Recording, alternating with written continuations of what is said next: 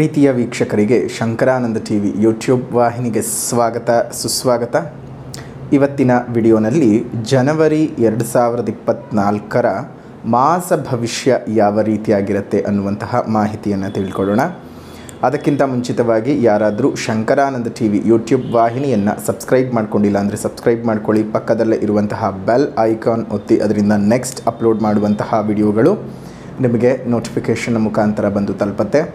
ಹೊಸ ಹೊಸ ಮಾಹಿತಿಗಳನ್ನು ತಿಳ್ಕೊಳ್ಳೋದಕ್ಕೆ ಸಾಧ್ಯವಾಗುತ್ತೆ ಅಂತ ತಿಳಿಸ್ತಾ, ಈ ಒಂದು ಮೊದಲನೇ ತಿಂಗಳು ಚೊಚ್ಚಲ ತಿಂಗಳಾದಂತಹ ಜನವರಿಯಲ್ಲಿ ಯಾವ ರೀತಿಯ ಫಲಾನುಫಲಗಳನ್ನು ಗೋಚಾರ ಸೂಚಿಸ್ತಾ ಇದೆ ಸಿಂಹರಾಶಿಯವರಿಗೆ ಅನ್ನುವಂತಹ ಮಾಹಿತಿ ನೋಡೋಣ. ಈ ಶಂಕರಾನಂದ ಟಿವಿ ಯೂಟ್ಯೂಬ್ ವಾಹಿನಿಗೆ 2 ಲಕ್ಷ ಜನಕ್ಕೂ ಅಧಿಕ ಚಂದಾದಾರರಾಗಿದ್ದೀರಿ. ನಿಮ್ಮೆಲ್ಲರಿಗೂ ಸಹ ಅಭಿನಂದನೆಗಳು. ಯಾಕಂದರೆ ಸಾಮಾನ್ಯವಾಗಿ 1 ಲಕ್ಷ ದಾಟೋದೇ ಕಷ್ಟವಾದ ಕಾಲಕ್ಕೆ 2 ಲಕ್ಷವನ್ನು ದಾಟಿಸಿದ್ದೀರಿ. ಅದರಲ್ಲೂ ಲಿಮಿಟೆಡ್ ಆಗಿರತಕ್ಕಂತಹ ವಿಚಾರಗಳು, ಅದು ಸ್ವಲ್ಪ ತುಂಬಾ ಹೆಚ್ಚಿಗಿನ ವ್ಯಾಪ್ತಿಗೆ ಒಳಪಡದಂಥದ್ದು, ಅಂತಹ ಒಂದು ಕೆಟಗರಿಗೆ ಬರ್ತಕ್ಕಂತಹ ಈ ಒಂದು ಅಸ್ಟ್ರಾಲಜಿ ಬೇಸ್ಡ್ ಚಾನಲ್ 2 ಲಕ್ಷ ಸಬ್ಸ್ಕ್ರೈಬರ್ಸನ್ನು ರೀಚ್ ಆಗೋದು ಅಂತಂದರೆ ತುಂಬ ಕಷ್ಟಕರವಾದಂತಹ ಸಂಗತಿಯೇ ಹೌದು. ಅಂಥದ್ರಲ್ಲಿ ನಿಮ್ಮೆಲ್ಲರ ಪ್ರೀತಿ ಪ್ರೋತ್ಸಾಹ ಇವೆಲ್ಲವೂ ಸಹ ದೊರಕಿದ್ದು ತುಂಬ ಸಂತೋಷವಾಗಿದೆ.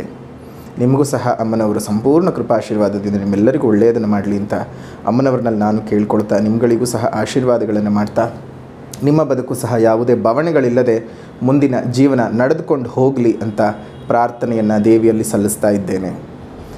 ಬನ್ನಿ, ಜನವರಿ ತಿಂಗಳಲ್ಲಿ ಬದಲಾವಣೆ ಆಗುವಂತಹ ಗ್ರಹಗಳ ಬಗ್ಗೆ ಮಾಹಿತಿ ನೋಡೋಣ. 7ನೇ ತಾರೀಕು 1ನೇ ತಿಂಗಳು 2024ರಂದು ನೇರಗತನಾದಂತಹ ಬುಧನು, ಅಂದರೆ ಇಷ್ಟು ದಿನ ವಕ್ರೀಗತನಾಗಿದ್ದ, ಈಗ ನೇರವಾಗಿ ತನ್ನ ವಕ್ರತ್ವವನ್ನು ತ್ಯಾಗ ಮಾಡಿದ ನಂತರದಲ್ಲಿ ಧನಸ್ಸು ರಾಶಿಗೆ 7ನೇ ತಾರೀಕು ಪ್ರವೇಶ ಮಾಡ್ತಾ ಇದ್ದಾನೆ. ಇನ್ನು 14ನೇ ತಾರೀಕಿನಂದು ಮಕರ ರಾಶಿಗೆ ರವಿ ಪ್ರವೇಶ ಮಾಡ್ತಾ ಇದ್ದಾನೆ. ನಮ್ಮೆಲ್ಲರಿಗೂ ಸಹ ಮಕರ ಸಂಕ್ರಮಣ, ಉತ್ತರಾಯಣದ ಪುಣ್ಯಕಾಲ. ಸೂರ್ಯನು ಉತ್ತರ ದಿಕ್ಕಿಗೆ ಬಾಗಿ ಚಲಿಸುವಂತಹ ದಿವಸ ಉತ್ತರಾಯಣ. ನಮ್ಮೆಲ್ಲರಿಗೂ ಹಬ್ಬಗಳು ಸಾಲು ಬರ್ತಕ್ಕಂಥದ್ದು ಇನ್ನು ಮುಂದಕ್ಕೆ. ಅಷ್ಟು ಮಾತ್ರವಲ್ಲದೆ ನಮ್ಮ ರೈತಾಪಿ ವರ್ಗ, ನಮ್ಮ ಭಾರತದ ಬೆನ್ನೆಲುಬಾದಂತಹ ರೈತನಿಗೆ ಸುಗ್ಗಿಯ ಹರ್ಷದ ಕಾಲವೂ ಸಹ ಹೌದು.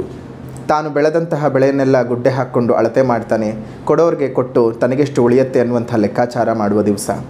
ತಾನು ಹೊಟ್ಟೆ ಹಸ್ಕೊಂಡಿದ್ರು ನಮಗೆಲ್ಲ ಸಿಹಿ ಊಟವನ್ನು ಉಣಬಳಿಸ್ತಾನೆ, ಕಂಡವ್ರನ್ನೆಲ್ಲ ಕರೀತಾನೆ, ಊಟ ಹಾಕ್ತಾನೆ. ಅವನು ತಿಂತಾನೋ ಇಲ್ವೋ ಗೊತ್ತಿಲ್ಲ. ಅದೇ ಅಲ್ವಾ ರೈತನ ಬದುಕು ಅಂತಂದರೆ. ಬಳ್ಳದಲ್ಲಿ ಸೇರಿನಲ್ಲಿ ಅಳದು ಕೊಟ್ಟೇ ಕೊಡ್ತಾನೆ ಬಂದಂತಹ ಕೂಲಿ ಆಳುಗಳಿಗೆ. ಕೊನೆಯಲ್ಲಿ ಎಷ್ಟು ಮಿಗತ್ತೋ ಏನು ಮಿಗತ್ತೋ ಗೊತ್ತಿಲ್ಲ. ಮಿಕ್ಕಿದ್ರೂ ಮಿಗಬಹುದು. ಇಳುವರಿ ಕಡಿಮೆ ಇರ್ತಕ್ಕಂಥವ್ರಿಗೆ ಮಿಗದೇ ಇದ್ದರೂ ಆಶ್ಚರ್ಯ ಪಡಬೇಕಾಗಿಲ್ಲ. ಆದರೂ ಮುಖದಲ್ಲಿ ಮಂದಹಾಸ ಇಟ್ಕೊಂಡೇ ಇರ್ತಾನೆ. ತಾನು ಇಷ್ಟು ಬೆಳೆದಿದ್ದೀನಿ, ಇಷ್ಟು ಮಾಡಿದ್ದೀನಿ ಅನ್ನುವಂಥ ಧೈರ್ಯ ಅವನ ಮನಸ್ಸಿನಲ್ಲಿ ಇರುತ್ತೆ. ಎಷ್ಟು ಚೆನ್ನಾಗಿರುತ್ತೆ ಅಲ್ವಾ. ಆದರೆ ಅಂತಹ ರೈತನ ಬದುಕು ಇವತ್ತು ತುಂಬಾ ಭೀಕರವಾದಂತಹ ದುಸ್ಥಿತಿಗೆ ತಲುಪಿಬಿಟ್ಟಿದೆ. ಎಷ್ಟು ಕಷ್ಟ ಅವನ ಬದುಕು ಅಂತ ಹೇಳಿದರೆ ತುಂಬ ಕಷ್ಟಗಳನ್ನು ಅವನು ಅನುಭವಿಸ್ಕೊಳ್ತಾ ಬರ್ತಾ ಇದ್ದಾನೆ. ಯಾವುದೇ ರೀತಿಯಲ್ಲೂ ಅವನಿಗೆ ಸಹಕಾರ ಅನ್ನುವಂಥದ್ದೇ ಸಿಗ್ತಾ ಇಲ್ಲ. ತುಂಬ ಯಂಗ್ ಜನ್ರೇಷನ್ ಅವರು ಕೃಷಿಗೆ ಖಂಡಿತವಾಗಿಯೂ ಬನ್ನಿ. ಒಂದೇ ಒಂದು ಕಾಲದಲ್ಲಿ ಹೇಳ್ತಾ ಇದ್ರು ವ್ಯವಸಾಯ ಮನೆ ಮಂದಿ ಎಲ್ಲ ಸಾಯ ಅಂತ. ಆದರೆ ಈಗ ನೀವು ಸಾಯೋದು ಅಲ್ಲ, ಯಾರನ್ನು ಸಾಯೋಕ್ಕೆ ಬಿಡಬಾರದು. ಯಾಕಂದರೆ ಅನ್ನ ಬೆಳೆಯೋದಕ್ಕೆ ಭೂಮಿಗಳು ತುಂಬ ಕಡಿಮೆ ಆಗಿ ಹೋಗ್ತಾ ಇದೆ. ನಗರೀಕರಣದ ಹೆಸರಲ್ಲಿ, ಕೈಗಾರೀಕರಣದ ಹೆಸರಿನಲ್ಲಿ, ಅಭಿವೃದ್ಧಿ ಹೆಸರಿನಲ್ಲಿ ಬಂಗಾರದ ಬೆಳೆ ಬೆಳೆಯುವಂತಹ ಭೂಮಿಯನ್ನೆಲ್ಲ ಅಧಿಕಾರಿಗಳು ಲಪಟಾಯಿಸ್ತಾ ಇದ್ದಾರೆ. ಅಭಿವೃದ್ಧಿಯೂ ಬೇಕು, ಬೇಡ ಅಂತ ಹೇಳಲಿಕ್ಕೆ ಸಾಧ್ಯವಿಲ್ಲ. ಅದಕ್ಕಾಗಿ ಬೇಕಾದಷ್ಟು ಬಂಜರು ಭೂಮಿಗಳಿರುತ್ತವೆ. ಅದನ್ನೆಲ್ಲ ನಾವು ನೋಡಬೇಕು ಅಲ್ವಾ. ಯಾಕೆ ಅದನ್ನೆಲ್ಲ ನೋಡೋದಿಲ್ಲ? ಎಲ್ಲಿ ನಮಗೆ ಮಾಲಿನ್ಯ ಮತ್ತೊಂದು ಮಗದೊಂದು ಅಂತ ಹೇಳ್ತಿದ್ದವರು ಅಲ್ಲೆಲ್ಲವನ್ನು ನಾವು ತಪ್ಪಿಸ್ಕೊಂಡು ಬರೋದಕ್ಕೆ ಸಾಧ್ಯವೇ ಇಲ್ಲ ಅಲ್ವಾ. ದಯವಿಟ್ಟು ಅನ್ನ ಬೆಳೆಯುವಂತಹ ಜಾಗದ ಯಾವುದೇ ಸರ್ಕಾರಿ ಆಗಲಿ ಸರ್ಕಾರೇತರ ಸಂಸ್ಥೆಗಳಾಗಲಿ ಕನ್ನ ಹಾಕದೇ ಇರೋದು ತುಂಬಾ ಒಳ್ಳೆಯದು. ಎಲ್ಲ ದೇಶಗಳಿಗೂ ರಫ್ತು ಮಾಡ್ತಾ ಇದ್ದೀವಿ, ಆಮದು ಮಾಡ್ಕೊಳ್ಳುವಂಥ ಪರಿಸ್ಥಿತಿಗೆ ಬರ್ತಾ ಇದ್ದೀವಿ. ಅದೇ ತುಂಬ ದುಃಖಕರವಾದ ವಿಚಾರ. ರೈತನ ಸಂಖ್ಯೆ ದಿನದಿಂದ ದಿನಕ್ಕೆ ಕಡಿಮೆ ಆಗ್ತಾ ಬರ್ತಾ ಇದೆ. ಅವನಿಗೊಂದು ಹೆಣ್ಣು ಕೊಡೋಕೆ ಗತಿ ಇಲ್ಲ. ಯಾರು ರೈತ ಅಂತಂದರೆ ರೈತನೇ. ಅಯ್ಯೋ, ನಮ್ಮ ಮನೆ ಹೆಣ್ಮಕ್ಳನ್ನ ಸಾಕ್ತಾನೋ ಇಲ್ವೋ. ಇವನು ಒಂದು ಕಾಲಕ್ಕೆ ರೈತನೇ ಆಗಿರ್ತಾನೆ, ಇನ್ನೊಂದು ಮನೆಯಿಂದ ಹೆಣ್ಣನ್ನು ಕರ್ಕೊಂಡು ಬಂದಿರ್ತಾನೆ. ಅದನ್ನು ಮರ್ತಿರ್ತಾನೆ. ರೈತರ ಮನೆಯವರೇ ರೈತರಿಗೆ ಹೆಣ್ಣುಗಳನ್ನು ಕೊಡ್ತಾ ಇಲ್ಲ. ರೈತರ ಸಂಕಷ್ಟವಾಗಿದೆ. ಯಾವ ಪರಿಪಾಟ್ಲು ಅವ್ರು ಪಡಬಾರ್ದು. ದಯವಿಟ್ಟು ರೈತರನ್ನು ಪ್ರೋತ್ಸಾಹಿಸಿ. ಅವರನ್ನು ನಾವು ಕಳ್ಕೊಂಡ್ರೆ ಖಂಡಿತವಾಗಿಯೂ ನಮ್ಮ ಮುಂದಿನ ಜೀವನ ಕಠೋರವಾಗಿರುತ್ತೆ. ಯಾವುದೇ ಕಾರಣಕ್ಕೂ ಅಭಿವೃದ್ಧಿ ನಮ್ಗಳಿಗೆ ಆಗೋಕ್ಕೆ ಸಾಧ್ಯನೇ ಇಲ್ಲ. ಬರೆದಿಟ್ಕೋಬೇಕು ಇದನ್ನು ಪ್ರತಿಯೊಬ್ಬರು. ಕಷ್ಟ ಕಷ್ಟ ಕಷ್ಟ, ಪ್ರತಿಯೊಬ್ಬರಿಗೂ ಕಷ್ಟ ಬಂದೇ ಬರ್ತದೆ. ಅಂಥದ್ರಲ್ಲಿ ತಿನ್ನೋ ಅನ್ನವನ್ನು ಬೆಳೆಯುವಂತಹ ರೈತನಿಗೆ ದಯವಿಟ್ಟು ಪ್ರತಿಯೊಬ್ಬರು ಗೌರವಿಸಿ, ಅವನಿಗೊಂದು ಬೆಲೆ ಕೊಡಿ. ಅವನಿಗೆ ಬೆಲೆ ಅಲ್ಲ, ಅವನ ಬೆಳೆದಂತಹ ಬೆಳೆಗೆ ಖಂಡಿತ ಮೊದಲನೇದಾಗಿ ಬೆಲೆ ಕೊಡಿ. ನೀವು ಕೊಡೋ ಬೆಲೆ ಯಾರು ಏನು ಗೌರವ ಕೊಡಿ, ರೆಸ್ಪೆಕ್ಟ್ ಕೊಡಿ ಅಂತ ಯಾವ ರೈತನೂ ಎಕ್ಸ್ಪೆಕ್ಟ್ ಮಾಡೋದೇ ಇಲ್ಲ. ಅವನು ಕೇಳೋದು ಇಷ್ಟೇ, ನಾನು ಬೆಳೆದಿದ್ದೀನಿ ಕಷ್ಟಪಟ್ಟು, ಅದಕ್ಕೆ ಬೆಲೆ ಕೊಡ್ರಪ್ಪ ಅಂತ ಕೇಳ್ತಾನೆ. ಮಧ್ಯದಲ್ಲಿ ದಲ್ಲಾಳಿಗಳು ತಿಂತಾರೆ, ಗ್ರಾಹಕನಿಂದ ಅಧಿಕವಾದಂತಹ ಬೆಲೆಯನ್ನು ವಸೂಲಿ ಮಾಡ್ತಾರೆ. ಆಗಬೇಕಾದದ್ದೇನು? ಲಾಭ ಯಾರಿಗೆ? ಬೆವರು ಇನ್ಯಾರದ್ದೋ, ತಿನ್ನೋ ಮೊಸರು ಇನ್ಯಾರದ್ದೋ. ಅರ್ಥವೇ ಇಲ್ಲದ ಬದುಕು. ಹಾಗಾಗಿದೆ ಪರಿಸ್ಥಿತಿ. 18ನೇ ತಾರೀಕಿನಂದು ಶುಕ್ರ ಧನಸ್ಸು ರಾಶಿಗೆ ಪ್ರವೇಶ ಮಾಡ್ತಾ ಇದ್ದಾನೆ. ಈ 3 ಗ್ರಹಗಳು ಈ ತಿಂಗಳು ಜನವರಿ ತಿಂಗಳಲ್ಲಿ ಬದಲಾವಣೆ ಆಗ್ತಾ ಇರುವಂತಹದ್ದು. ಈ ಬದಲಾವಣೆ ಆಗುವಂತಹ ಗ್ರಹಗಳು ಮತ್ತು ಬದಲಾವಣೆ ಆಗದೆ ಉಳಿದಿರುವಂತಹ ಗ್ರಹಗಳು ಸಿಂಹರಾಶಿಯವರಿಗೆ ಯಾವ್ಯಾವ ಸ್ಥಾನದಲ್ಲಿ ಸಂಚಾರವನ್ನು ಮಾಡುತ್ತೆ ನೋಡೋಣ. ರವಿಗ್ರಹವು 5 ಮತ್ತು 6ನೇ ಮನೆಯಲ್ಲಿ ಸಂಚಾರವನ್ನು ಮಾಡಿದರೆ, ಕುಜನು 4ನೇ ಮನೆಯಲ್ಲಿ ಸಂಚಾರ ಮಾಡ್ತಾನೆ, ಬುಧ 5ನೇ ಮನೆಯಲ್ಲಿಯೂ, ಗುರು 9ನೇ ಮನೆಯಲ್ಲಿಯೂ, ಶುಕ್ರ 4 ಮತ್ತು 5ನೇ ಮನೆಯಲ್ಲಿಯೂ, ಶನಿ 7ನೇ ಮನೆಯಲ್ಲಿಯೂ, ರಾಹು 8 ಮತ್ತು ಕೇತು 2ನೇ ಮನೆಯಲ್ಲಿ ಸಂಚಾರವನ್ನು ಮಾಡ್ತಾನೆ. ಈ ಒಂದು ಸಂಚಾರದ ಸ್ಥಿತಿಗತಿಗಳ ಆಧಾರದಲ್ಲಿ ನೋಡೋದಾಯಿತು ಅಂತ ಹೇಳಿದ್ರೆ, ಸ್ವಲ್ಪ ಮಟ್ಟಕ್ಕೆ ನಿಮಗೆ ಅಭಿವೃದ್ಧಿ, ಒಂದು 80 ಭಾಗದಷ್ಟು ಅಭಿವೃದ್ಧಿ ಇದೆ. ಇನ್ನು 20 ಭಾಗದಷ್ಟು ಎಚ್ಚರಿಕೆಯನ್ನು ವಹಿಸಬೇಕು. ಅದನ್ನು ಎಚ್ಚರಿಕೆ ಅಂತ ಕರಿತೀನಿ, ಕೆಟ್ಟದ್ದು ಅಂತ ಹೇಳಲಿಕ್ಕೆ ಸಾಧ್ಯ ಇಲ್ಲ. ಯಾಕಂದರೆ ನೀವು ಬದಲಾವಣೆ ಮಾಡ್ಕೊಳ್ಳೋದಕ್ಕೆ ಸಾಧ್ಯ ಇದೆ. ಕಾರಣ ಮೊದಲನೇದಾಗಿ ಹೇಳಬೇಕು ಅಂದರೆ, ಅಷ್ಟಮದ ರಾಹು, 8ನೇ ಮನೆಯ ರಾಹು ನಿಮಗೆ ಅನಾರೋಗ್ಯವನ್ನು ಕೊಟ್ಬಿಡ್ತಾನೆ. ಯಾವ ರೀತಿಯಾದಂತಹ ಅನಾರೋಗ್ಯ ಅಂದರೆ, ಈ ದೈಹಿಕವಾಗಿ ಆಗುವಂತಹ ಒಂದು ಮಧುಮೇಹದ ಕಾಯಿಲೆಯಾಗಿದ್ದಿರಬಹುದು, ಆರ್ಥರೈಟಿಸ್ ಪ್ರಾಬ್ಲಮ್ಗಳನ್ನು ಕೊಡುವಂಥದ್ದು, ಒಬೆಸಿಟಿ ಪ್ರಾಬ್ಲಮನ್ನು ಕೊಡುವಂಥದ್ದಾಗಿರಬಹುದು, ಹೊಟ್ಟೆಗೆ ಸಂಬಂಧಪಟ್ಟಂತಹ ಜೀರ್ಣಾಂಗ ವ್ಯೂಹಕ್ಕೆ ಸಂಬಂಧಪಟ್ಟಂತಹ ಕಾಯಿಲೆಗಳನ್ನು ಕೊಡುವಂತಹದ್ದು. ಈ ರೀತಿಯಾದಂತಹ ಕಾಯಿಲೆಗಳನ್ನು ಕೊಟ್ಬಿಡ್ತಾನೆ. ವೆರಿಕೋಸ್ ವೆನ್ಸ್ ಇವುಗಳ ಪ್ರಾಬ್ಲಮ್ಸ್ಗಳನ್ನು ಜಾಸ್ತಿ ಮಾಡುವಂತಹದ್ದೆಲ್ಲ ಆಗಿಬಿಡುತ್ತೆ. ಸೊ ಹಾಗಾಗಿ ಹುಷಾರಾಗಿ ಇರಬೇಕು.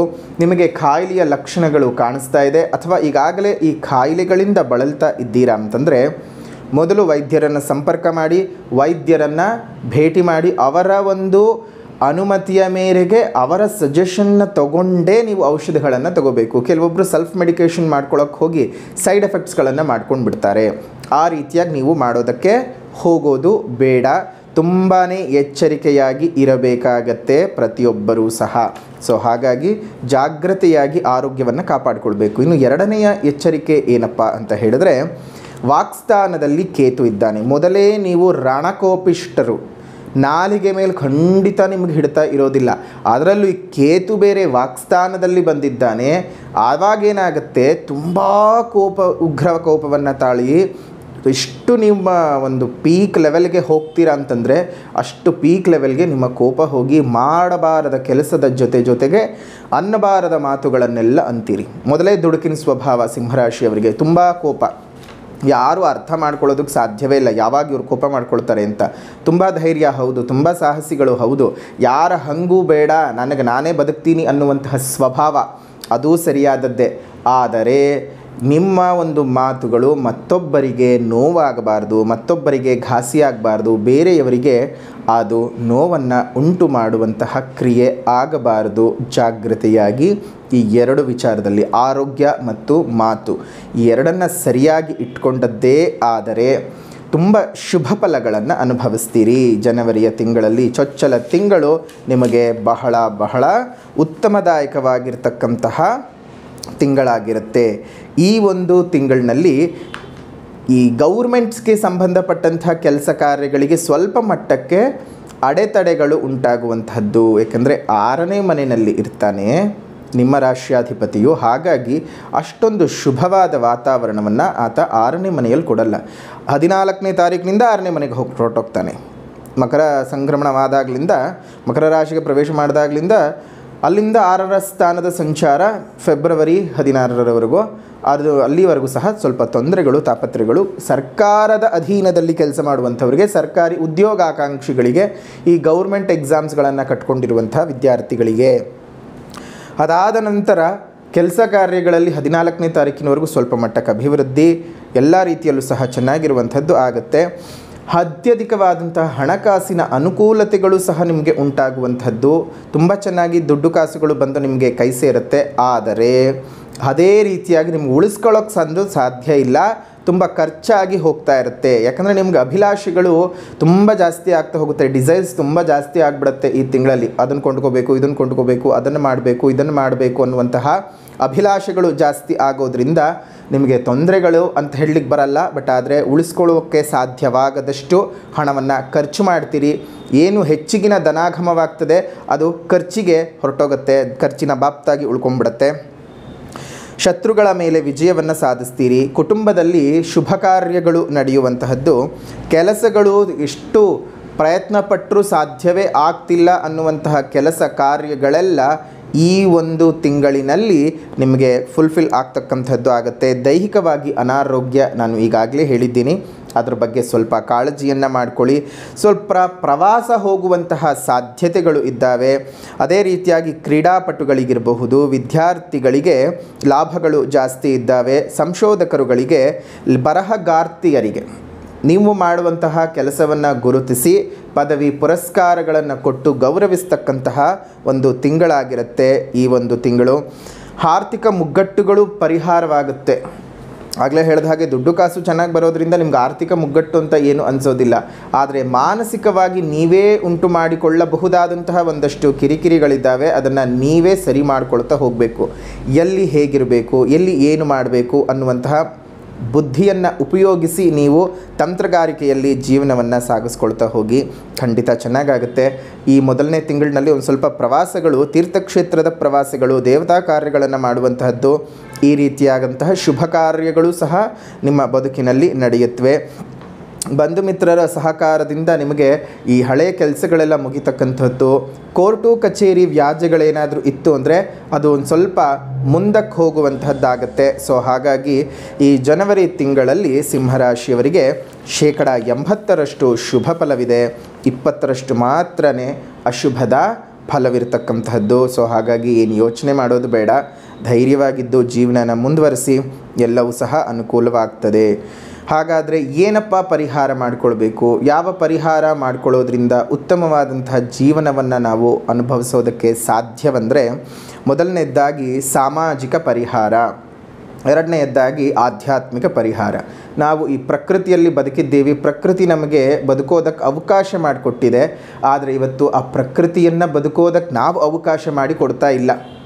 ಅದರ ಮೇಲೆ ಧಾಂಗುಡಿ ಇಡ್ತಾ ಇದ್ದೀವಿ, ಅವರ ಮೇಲೆ ದಾಳಿ ಮಾಡಿ ಪ್ರಕೃತಿಯನ್ನು ನಾಶ ಮಾಡಿ ನಮ್ಮ ನಾಶಕ್ಕೆ ನಾವೇ ನಾಂದಿ ಹಾಡ್ಕೊಂಡು ಬಿಟ್ಟಿದ್ದಾಗಿದೆ. ಈಗಾಗಲೇ ಪ್ರಕೃತಿ ನಾಶದಿಂದ ಪ್ರತಿಯೊಂದರ ನಾಶವು ಶುರುವಾಗಿದ್ದಾಗಿದೆ. ಕಡೇ ಪಕ್ಷ ಎಲ್ಲೆಲ್ಲಿ ಪ್ರಕೃತಿಯನ್ನು ಉಳಿಸ್ಕೊಳ್ಳೋದಕ್ಕೆ ಸಾಧ್ಯವೋ ಅಲ್ಲೆಲ್ಲವೂ ಸಹ ಒಂದು ಪ್ರಕೃತಿಯನ್ನು ಉಳಿಸ್ಕೊಳ್ಳೋದು ತುಂಬಾ ಅತ್ಯವಶ್ಯಕವಾಗಿರುವಂಥದ್ದು. ದಯವಿಟ್ಟು ಪ್ರಕೃತಿಯನ್ನು ಉಳಿಸಿ, ಸಾಧ್ಯವಾದ ಕಡೆ ಗಿಡ ಮರಗಳನ್ನು ನೆಟ್ಟು ಪೋಷಣೆ ಮಾಡಿ, ಅದರಿಂದ ಎಷ್ಟೋ ಪ್ರಾಣಿಗಳಿಗೆ ಒಂದು ಆಸರೆ ಆಗ್ತದೆ, ಆಹಾರದ ವ್ಯವಸ್ಥೆ ಆಗ್ತದೆ. ನಿಮ್ಮ ಸುತ್ತಮುತ್ತ ಇರುವಂತಹ ಉದ್ಯಾನವನಗಳಲ್ಲಿ ಒಂದೊಂದು ಹಣ್ಣಿನ ಗಿಡಗಳನ್ನು ಕೊಟ್ಟು ಪೋಷಣೆಯನ್ನು ಮಾಡಿಸ್ತಾ ಬನ್ನಿ. ಅದರಿಂದ 4-6 ವರ್ಷಗಳಲ್ಲಿ ಅದು ಬೆಳೆದು ನಿಂತು ಹಣ್ಣುಗಳನ್ನು, ಹೂಗಳನ್ನು, ನಮಗೆ ಪ್ರಾಣವಾಯುವನ್ನು ಕೊಡೋದಕ್ಕೂ ಸಹ ಅದು ಶಕ್ತವಾಗ್ತದೆ. ಆಗ ನಮ್ಮೆಲ್ಲರಿಗೂ ಸಹ ಸಂತೋಷ. ಅಯ್ಯೋ, ಇದು ನಾನು ಹಾಕಿದ ಗಿಡದಲ್ಲಿ ಎಷ್ಟು ಪಕ್ಷಿಗಳು ಬಂದು ಕೂತ್ಕೊಂಡಿದ್ದಾವೆ, ಎಷ್ಟು ಪ್ರಾಣಿಗಳು ಹಣ್ಣನ್ನು ತಿಂತಾ ಇದ್ದಾವೆ.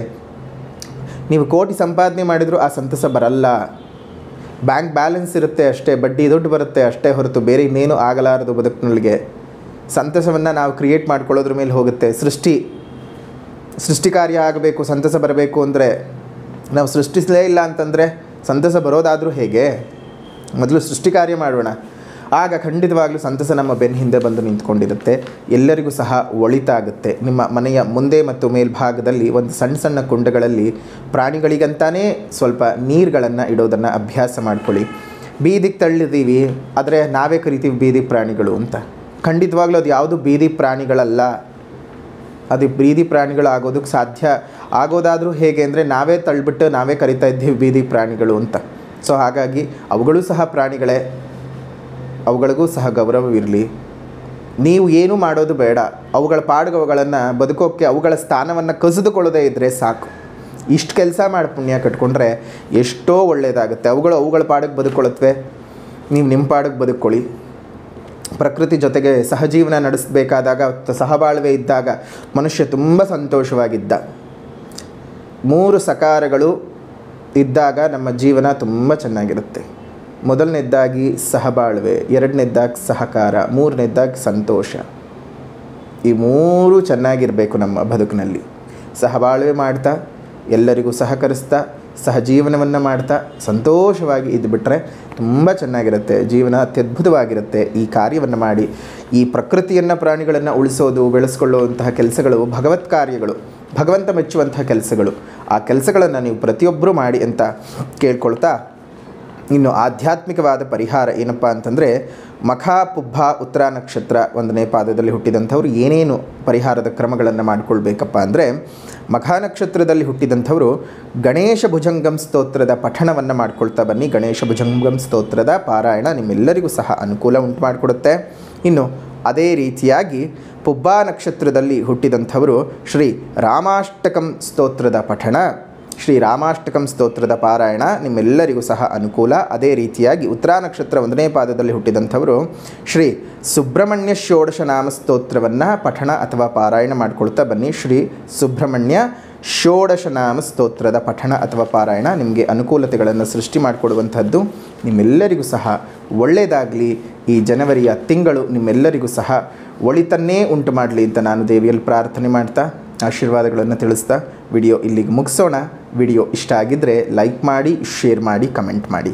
ಮತ್ತೆ ಮುಂದಿನ ವಿಡಿಯೋನಲ್ಲಿ ಭೇಟಿ ಮಾಡ್ತೀನಿ. ಅಲ್ಲಿವರೆಗೂ ನಮಸ್ಕಾರ. ಲೋಕಾ ಸಮಸ್ತ ಸುಖಿನೋ ಭವಂತು, ಸಕಲ ಸನ್ಮಂಗಳಾನಿ ಭವಂತು, ಸರ್ವೇ ಜನಾಃ ಸುಖಿನೋ ಭವಂತು, ಸಮಸ್ತ ಸನ್ಮಂಗಳಾನಿ ಭವಂತು.